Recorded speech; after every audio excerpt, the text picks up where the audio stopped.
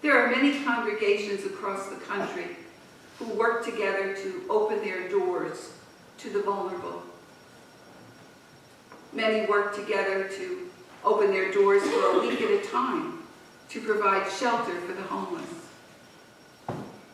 Our church is not equipped to do that because of the size of our structure and facility. But we do help people to find shelter when they have no place to stay through our resources, both in our love offering and the Council of Churches account, and other resources in the community that we can direct them to if needed.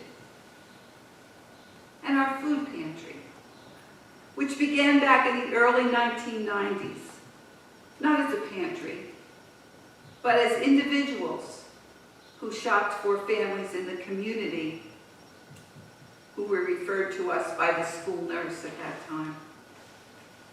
And then in the mid-1980s, our newly established mission board delivered food each week from the resources we earned from Prudential for providing refreshments for the runners of the Belmar 5-mile run.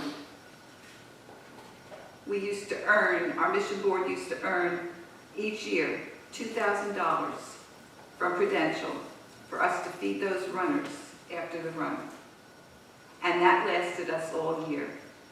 And we would go shopping and we would buy food for these families, and each week somebody would deliver their food. And then someone suggested we use the spare room that wasn't being used and create a food pantry, which would help us reach more people weekly. We partnered with Monmouth Food Bank at that time, and some of us would visit weekly to get food. More recently, we have opted to trust God to fill our shelves so that our hands are not tied to share the gospel of Jesus Christ while accepting state resources. Not once since we made that decision have our shelves been empty.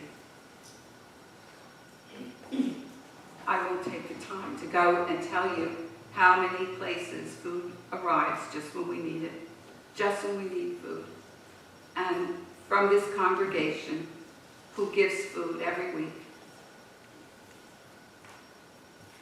You see, when we began, there were skeptics in our congregation who worried about the safety of clients and volunteers as well, about potential damage to property, about having enough volunteers, and a host of other concerns.